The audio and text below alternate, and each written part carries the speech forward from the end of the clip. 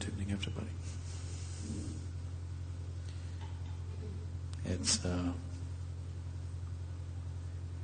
It's really amazing. After 8 centuries in today's society, Rumi is once again popular. It's really amused me and amazed me because Rumi is such an extremist. He's our tribe. Totally extremist. You cannot be a lover unless you're an extremist. A lover who is not an extremist is not at all a lover. If one wants to know love in its utmost intensity, one has to be an extremist. A moderate person cannot be a lover. A lukewarm person cannot be a lover. Only somebody who is boiling with passion, beyond all reason, only he can be a true lover. So especially I see in United States, everybody is talking about Rumi for whatever reasons. It really amuses me and amazes me that in today's world, people are really talking about Rumi. And everything is about give and take and transaction, who is getting the best out of it. Talking about Rumi it's very beautiful that it's beginning to happen, such a thing. Because Rumi means no giving and taking, just throwing yourself into it and burning up with that passion.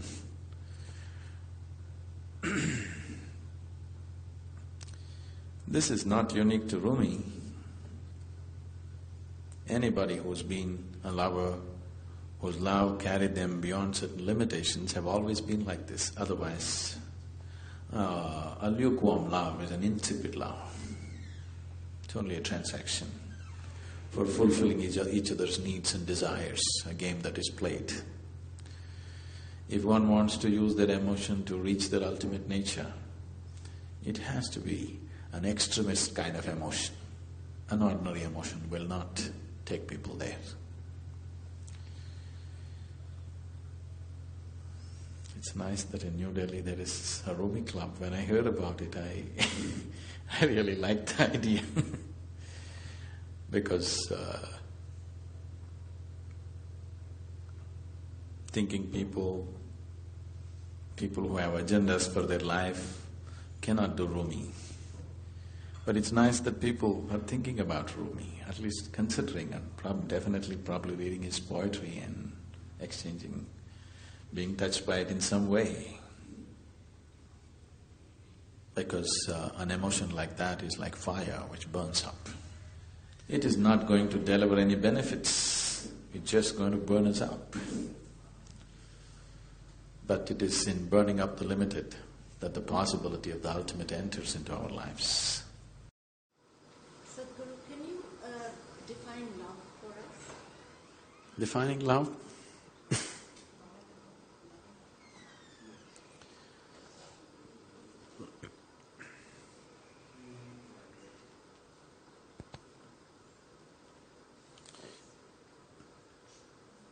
Defining love,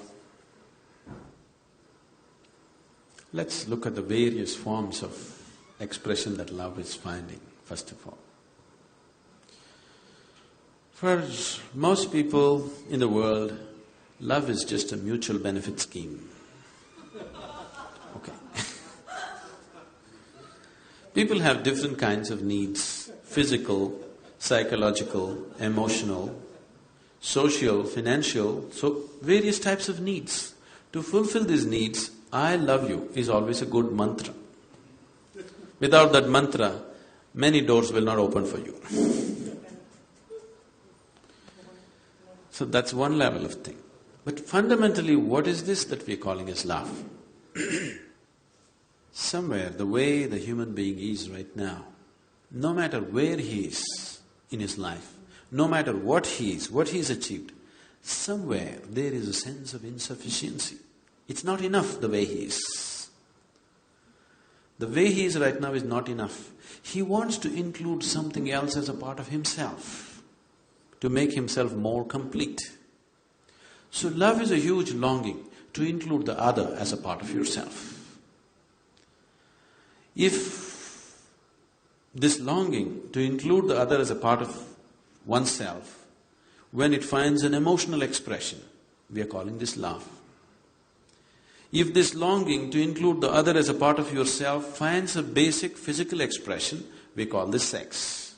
If this finds a mental expression, it gets labeled as greed, ambition, whatever. All these are just efforts to include something else as a part of yourself, isn't it?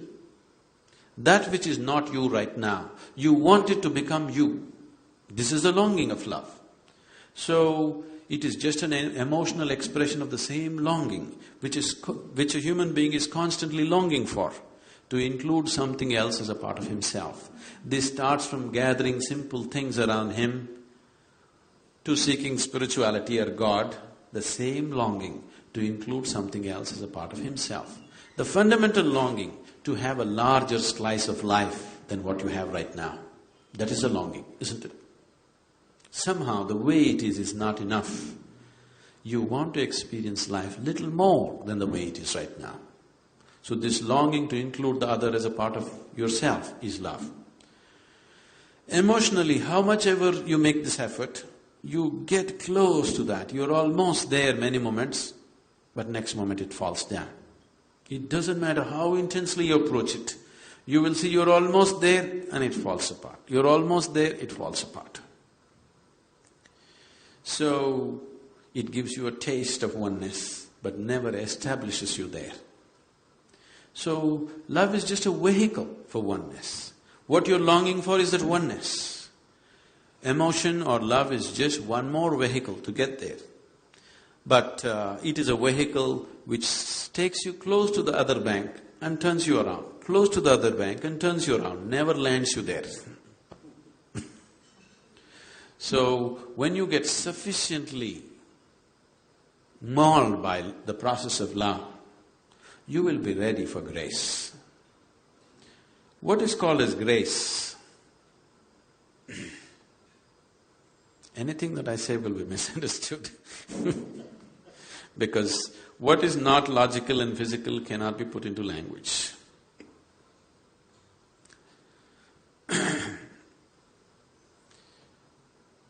If we want to use an analogy, gravity is one aspect of life.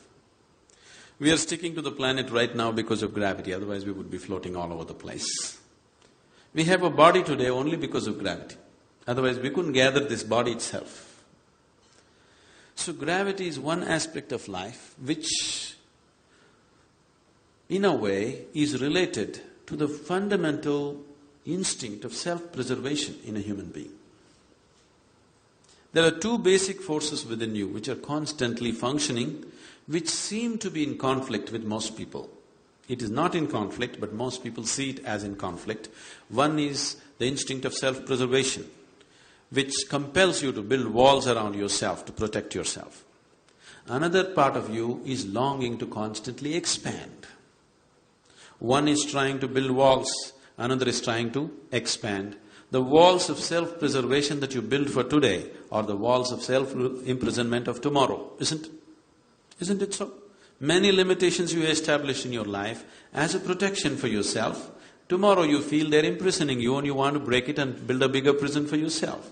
But day after tomorrow, the same big prison feels like a restriction and you want to break it and go to the next stage.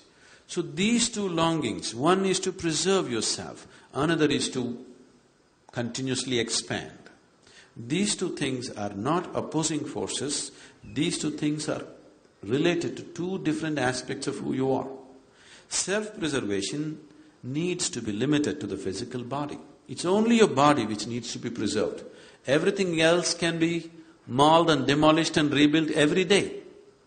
Every day in the morning you can actually get up and build a whole new personality if you want. But right now, your instinct of self-preservation has extended itself to the very way you think, feel and understand life, isn't it? All the time you're trying to protect that. But self-preservation should be limited only to the physical body. Only the body needs preservation. Everything else can be reshaped and recreated as you wish, any moment of your life. So, these two forces, because they are in conflict, or they seem to be in conflict, There is a whole problem about all these things that we need systems and systems to speak spiritual processes.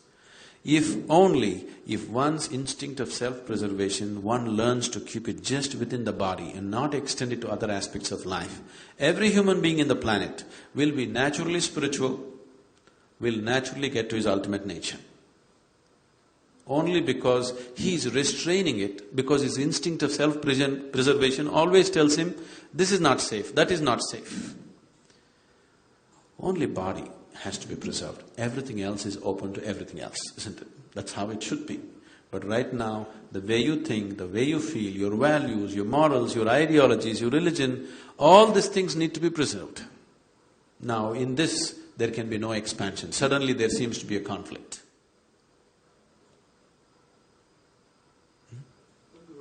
You were talking about love and grace. Can you elaborate that a bit more? So if we have to use an analogy, gravity and grace, let's put them as opposites. Gravity is trying to hold you down. Grace is something that is trying to lift you up. This is only an analogy, because grace cannot be explained that way. If you're released from the physical forces of existence, then grace bursts forth in your life. It is not that grace has to come, always in your calendars and pictures you saw grace is coming as a few rays of light and reaching a particular person. It is not so. As gravity is active, grace is constantly active. It is just that you have to make yourself available to it. With gravity you have no choice, anyway you are available to it. But with grace, you have to make yourself receptive and available to the forces of grace. So all the work, whatever kind of spiritual work you do, whether you do prayer or puja or asana, pranayam or whatever you do, ultimately you are just working towards making yourself available to the force of grace. Because without grace, you won't be lifted up. Which way you approach it depends upon what you're exposed to, what kind of a person you are. But whatever you're doing, you're just making yourself fit enough to be available to grace. How do you define inner beauty? Inner beauty?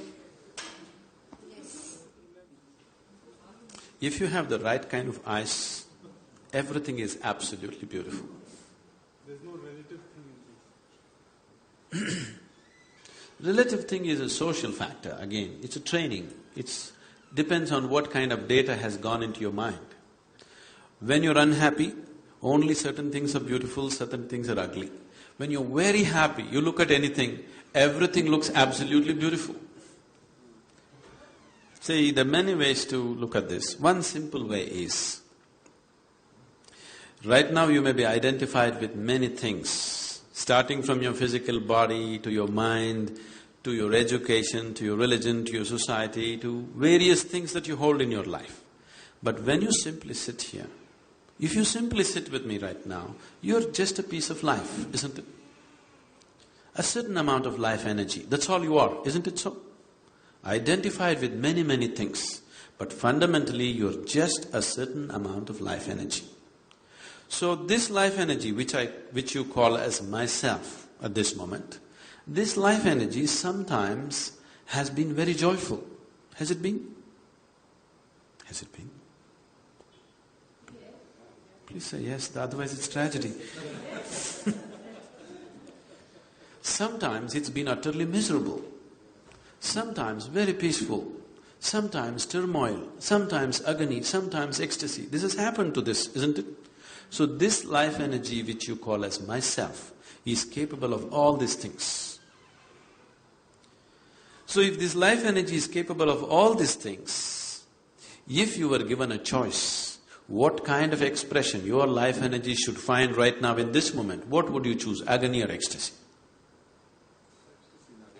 Definitely ecstasy. So if there was a conscious choice about how to keep your life energies right now, definitely you would have kept yourself absolutely joyful and ecstatic. Only because a large part of you is happening unconsciously, other things which you do not want are happening within you. What you do not want is happening in the world. You cannot stop it 100%. Only to some extent we manage these things. But within you, you are the only ingredient. In the world there are a million things. See, if we want to create a situation the way we want it, we need the cooperation of 100 people around us. All of them will never cooperate 100%. They will all play the game that way, isn't it? In any given situation. Even if you're just two people in the family, you cannot have the situation 100% the way you want it. Yes or no? This is the reality with the outside. But with the inside, you are the only reality. Nobody in the world happens your way. At least this one person must happen your way, isn't it? But right now even this person is not happening your way, that's why you're asking what is the way to joy.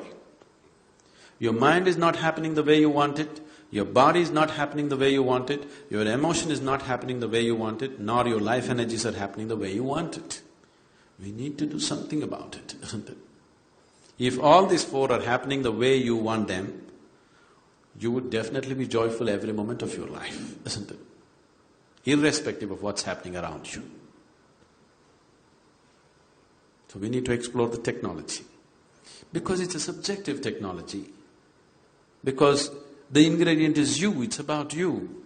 Unless we create a certain atmosphere of commitment and focus to look beyond certain things that you're identified with right now, it will not be possible to explore this. The reason why the spiritual sciences, especially in this country, which was so rich in the mystical traditions, has become so ridiculous is people try to do it anywhere and everywhere without necessary committed atmospheres. So the whole, what we refer to as a spiritual process is just this, that in your experience you create a distance between you and your physical body, between you and your mind. These two accumulations, you learn to use them well, but you don't get identified with them. The moment you're not identified with these two, you will not be identified with anything. You can play your game whichever way you want in the world, but you will not get entangled. The reason why people are afraid of involvement in life, always the so-called spirituality has been talking about detachment. Why are they talking about detachment? Because you're afraid of involvement. You think if you get involved, you'll get entangled. People have generally known only entanglement, not involvement. Without involvement, there's no life, isn't it? Can you experience anything without involvement? Can you really experience anything? Whether the food that you eat, or the people around you, or the life around you, or art, or music, or whatever in your life, can you experience it without involvement? No involvement, no experience, isn't it? Where there is no involvement, there's no possibility of any depth of experience in your life. But people have been always telling you detachment, because they're afraid of entanglement. Entanglement has come fundamentally because you're identified with these two accumulations which you call as body and mind. Because of that, wherever you put your hand, it sticks to you. Wherever you put your hand, it sticks to you. So people are telling, keep away. If you want to keep away from life, you just have to fall dead. It's very simple. Why stay alive? It's very interesting what you're saying, because what you're saying is that we've always heard detachment. That seems to be always the objective. And you're saying something very interesting, that unless you become involved, you're almost… No, it's not my statement. This is life, isn't it? Can you know life without involvement? From your experience of life, you tell me. Where there is no involvement, there's no possibility of life, isn't it? So if you want to stay away from life, why are you trying to be alive and stay away from life? Just fall dead, your objective is fulfilled. So this whole detachment nonsense came up because people are afraid of entanglement. And this possibility of entanglement has come because you're identified with something fundamental which is not you. Once you're identified with something that is not you, everything sticks to you. Wherever you put your hand, it gets stuck to you. So because of this experience, people are talking detachment. Fear of involvement has come. But if you avoid involvement, you'll avoid life itself. I don't think it's fear of involvement. I think it's more of, not wanting to be hurt. When you get yourself… That is the fear of involvement. No, not fear of involvement. You say you stay away from… You try and detach yourself, to the material world, or to even to love your own siblings or your wife or your children, that you don't do it with an expectation. when you get attached with an expectation, then there's bound to be hurt. The involvement is very necessary, I agree. But yet, it's not, detachment is for a specific purpose, to evolve to a higher state and get rid of the things which burden you in life. I look at it more in that way. Yes, that is the understanding, that by being detached you won't get hurt. So, when I say fear of involvement, it's just that. If you're involved, you could get hurt. If you're involved, you will not get hurt. If you're entangled, you get hurt. It's the entanglement which causes pain and suffering, not involvement. Because people cannot distinguish between involvement and entanglement. They don't know how to draw a line between what is involvement and what is entanglement. A simple, blatant solution seems to be detachment. But detachment is not a solution for life. It's a way of avoiding life, isn't it? So where do you draw the line between involvement and… I'm sorry? So where do you draw the line between involvement and entanglement? Yes. Now, I'm telling you, what is the basis of entanglement? The fundamentals of entanglement is, you're identified with things that you're not. The moment you're identified with something that you are not, entanglement is inevitable. Wherever you put your hand, it will stick to you. There is no other way. If you sit here now, in your experience, not in your thought, in your experience, if it's clear-cut within you, your body sits here, your mind is out there, what is you is away from this. If distinct separation is there from this, would you get entangled with anything in your life?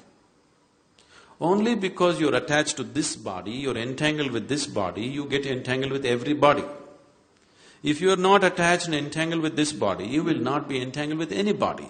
You can throw yourself into anybody's life with total involvement without the fear of entanglement. If anybody sits with me for 2 minutes, I'm absolutely involved with their life because there is no fear of entanglement. If I'm afraid, if I talk to this person and get involved, suppose if this person does something else tomorrow, will I be hurt? If this possibility is there, I would hesitate to involve, isn't it? If there is a possibility of entanglement and pain attached to it, definitely you would hesitate to involve. When there is no fear of entanglement, that is when you would throw yourself into everything, isn't it? We're trying to understand how a human being should move forward and get back to the old ways rather than the materialistic ways. Now, this is very contradictory. You're talking about moving forward and old ways. See, with the distance of time, everything that is old looks nice today. We're talking about old ways. If the old ways are brought in today, totally into our society, into your lives, would you be really happy? Is it true? I think it's not the way, it's the core values that he's advocating. See, that's what I'm saying. Why are we sticking to some values? Fundamentally because there is no consciousness, there is no inner experience. Yes? Why do you… See, if your humanity is in full flow, this moment, why would you need values? Why should I tell you, be good to this person? If your humanity is fully active this moment, do I have to teach you, please be nice to this man, don't kill him? Do I have to tell you? Only because you're identified with something and just suppress the basic humanity in you, now we have to tell you, please don't kill this man, be good to this man. Okay, he is some other caste, some other creed, but please be good to him. This kind of teaching is necessary simply because we have suppressed the basic nature within us. If your humanity is in full flow, at that moment nobody has to tell you what is good and what's wrong. Anyway, you will be fine. See, all values and moralities have come into the social sphere only because the inner dimensions have not found full flowering. Because the interiority of a human being does not find full expression, somehow it is suppressed by various means. That is when we have to teach people what is right, what is wrong, what is okay, what is not okay. Now the whole process of whatever Rumi is about, whatever spiritual process is about, what we call as yoga is about, is just this. The word yoga means union. Union between what and what?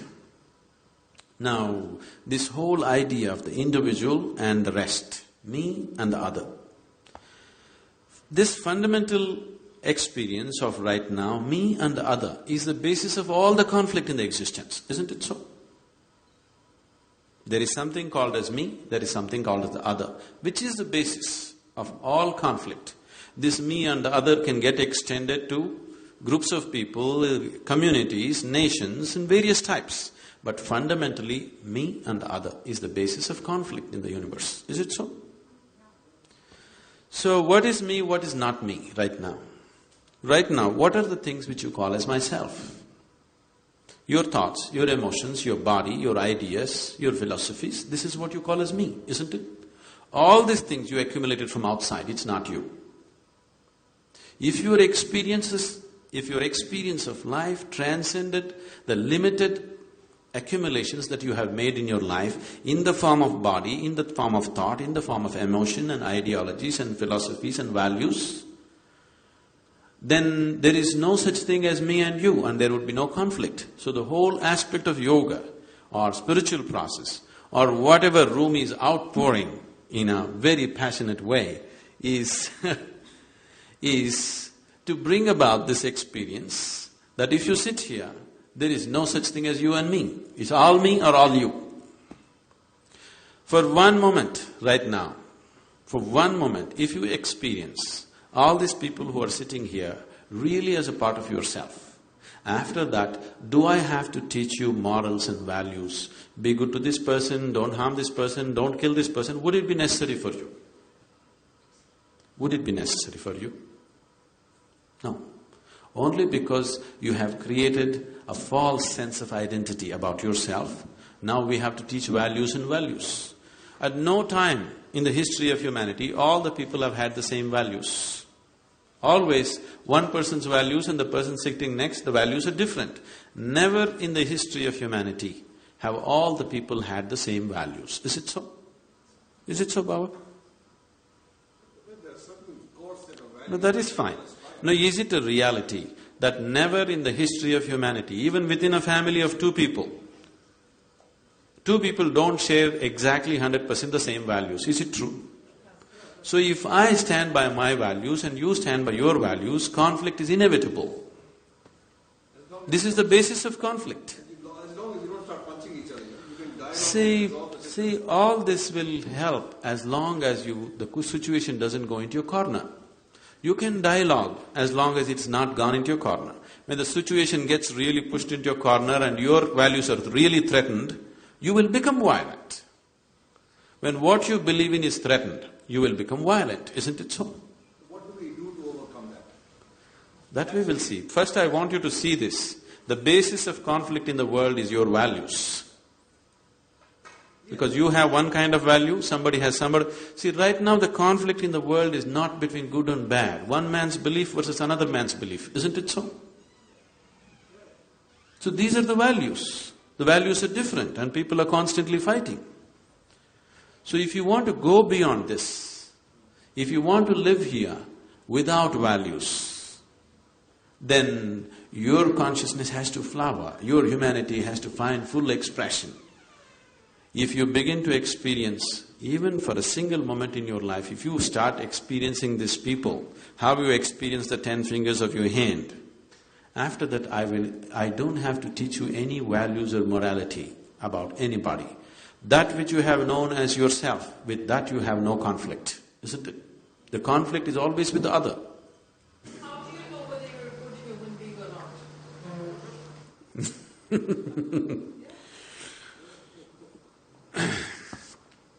Say, you being a good human being or a bad human being is only a social reality. So we also want to know for ourselves. For yourself. For yourself, you just have to know whether you're really human or not.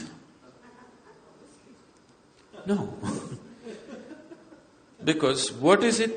See, what is it that we consider as human? If we look at the physical body, we are just animal, isn't it?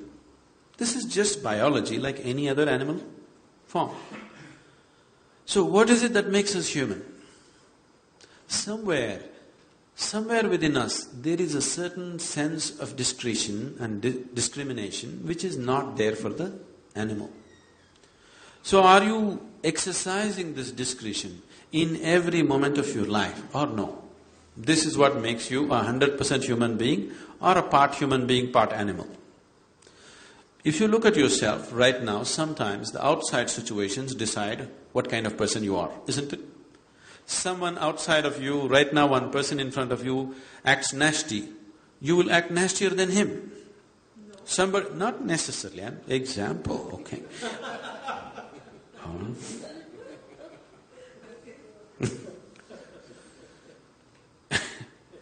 Somebody gets angry with you, you get angry with him. Sometimes your chemistry takes over, sometimes your hormone takes over, something else takes over. So many forces are ruling you in a compulsive way. These moments, you are not really a human being. You are many things in human form. There are certain moments when you're very conscious, when you're fully aware of what you're doing, only those moments you function truly as a human being.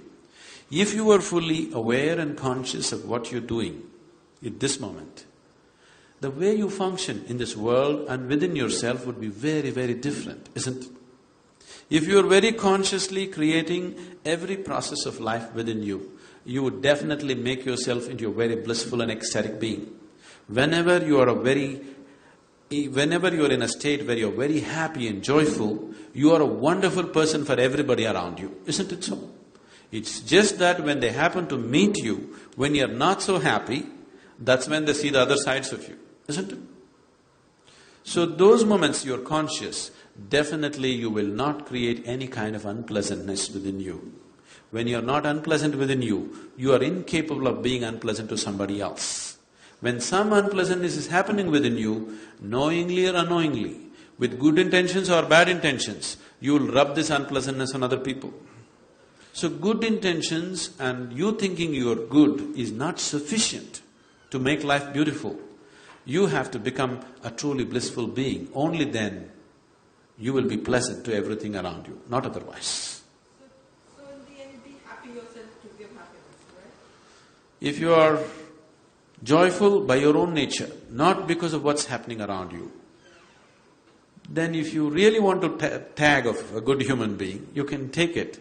But I would say, it's better you're a joyful human being, not a good human being.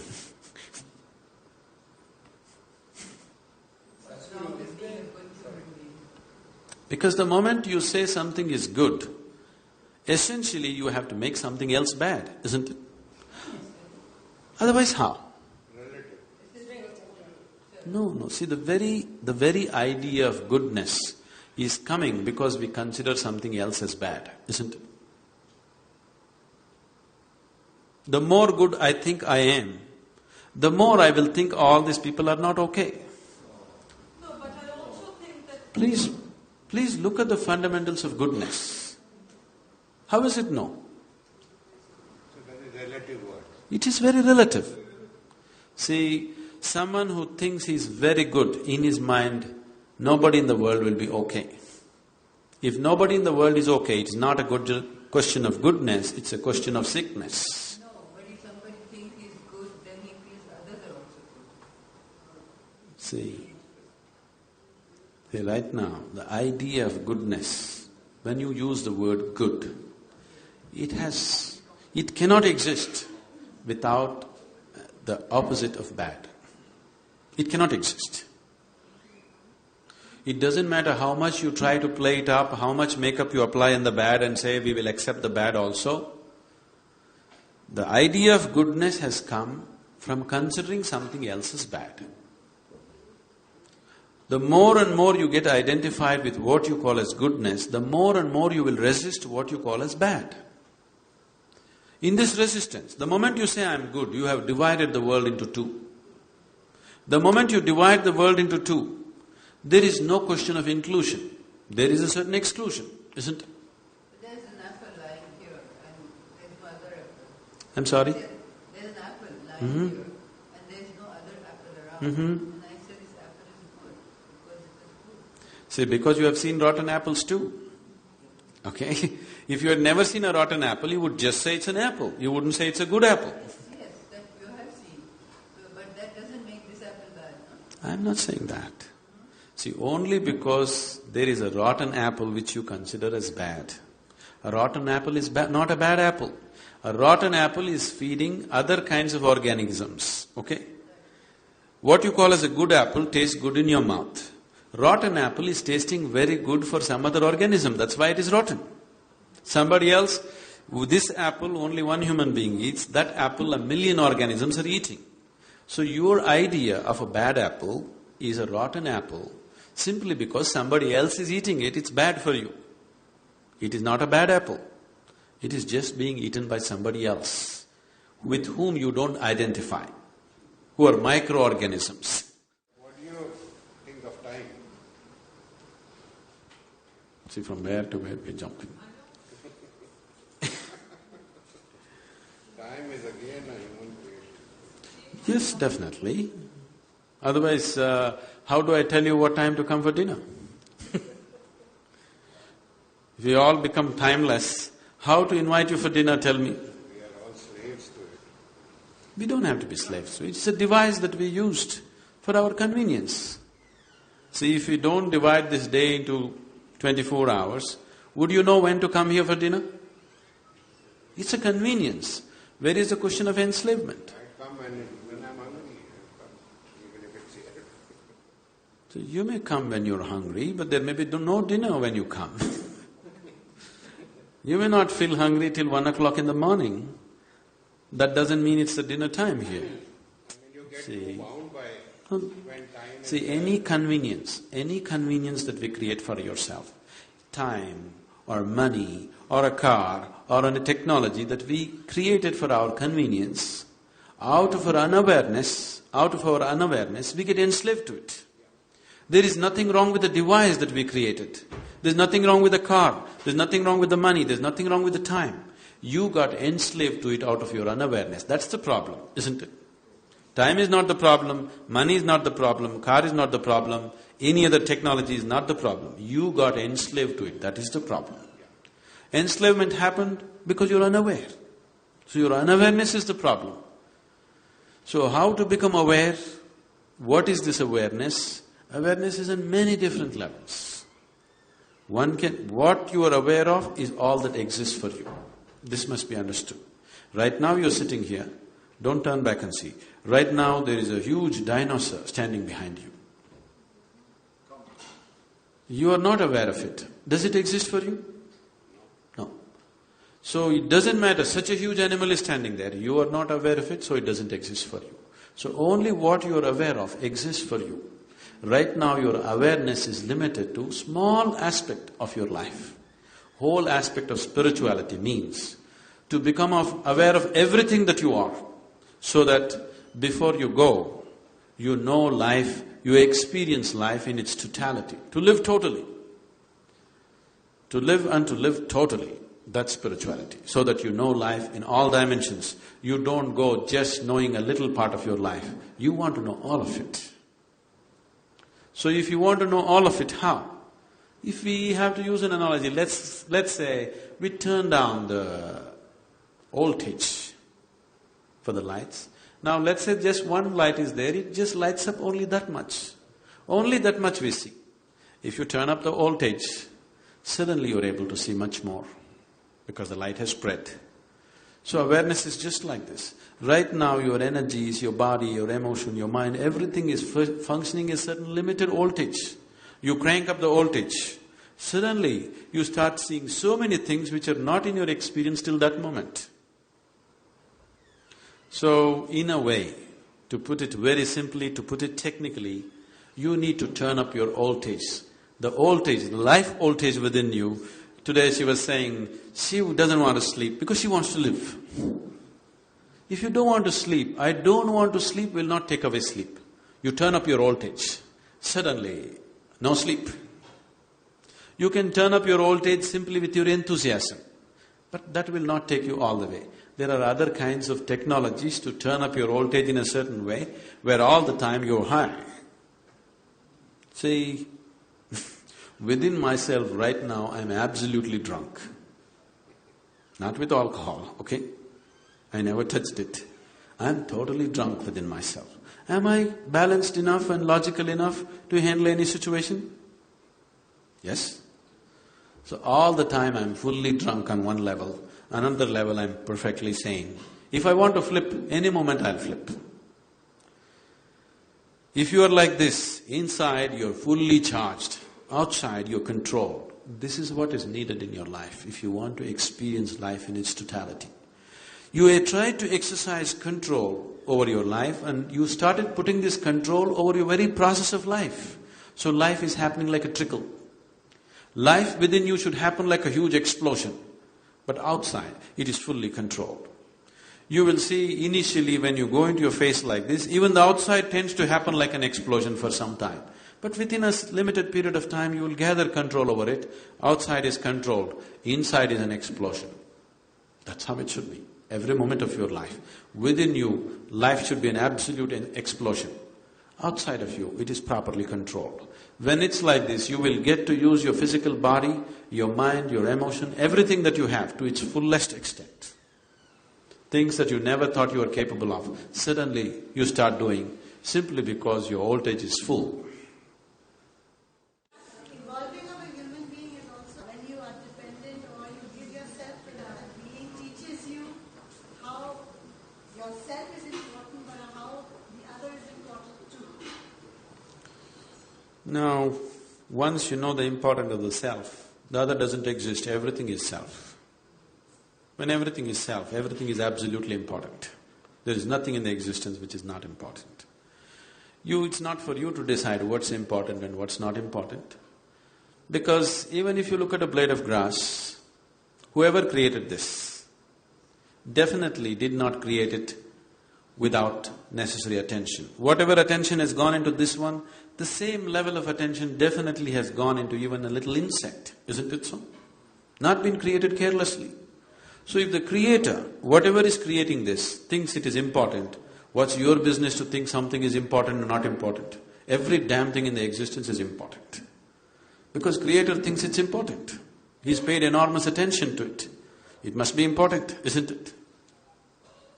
And when you experience everything as you, everything is very important. Because you are important, isn't it? See, the seat of your experience in this world is you. It is yourself. Your very basis of your experience is you. So without you, there is no life. Making the other important is not the point. It is just making the other as yourself, or making yourself as the other. That transforms everything. Now, I know it's always been understood or misunderstood that if you walk the spiritual path, first thing is leave your husband or leave your wife. Yes, if it's spirituality is a good excuse, honorable excuse to walk out of your marriage. Instead of going through a simple divorce, if you take sannyas, it helps socially. But what is spiritual is something that you do within yourself, not what you do outside of yourself. Whether you live in a cave, or you live in a palace, or you live in marriage, or you live as a monk, these are arrangements that you make according to your requirement. But spiritual process is always the inward, not of what you do outside. What kind of clothes you wear, what kind of life you live, is nothing to do with your spirituality. The way you are within yourself is your spirituality. Thank you very much for being here. I would like to take this opportunity. We have a full-fledged center about 35 kilometers from Coimbatore in the rainforest. It's an extremely beautiful place. I didn't make it that way. The mountains were there before me, the forest was there before me. So, we have created a very powerful center. Powerful, when I say, is something that you have to experience. It's a very powerful space. The whole space has been consecrated for one's transformation. That just entering the space is a different experience for people. The way it is done, everything is 100% volunteer force. The whole Asia activity is 100% volunteer, every one of them who is working for it. There are over 250,000 registered volunteers and over 700 full-time volunteers in the foundation who are doing a wonderful, miraculous job. I'm not saying wonderful because of the volume of work. The volume doesn't mean much to me, but the way it's being done. with what kind of love and involvement people are doing things on an everyday life is so fantastic.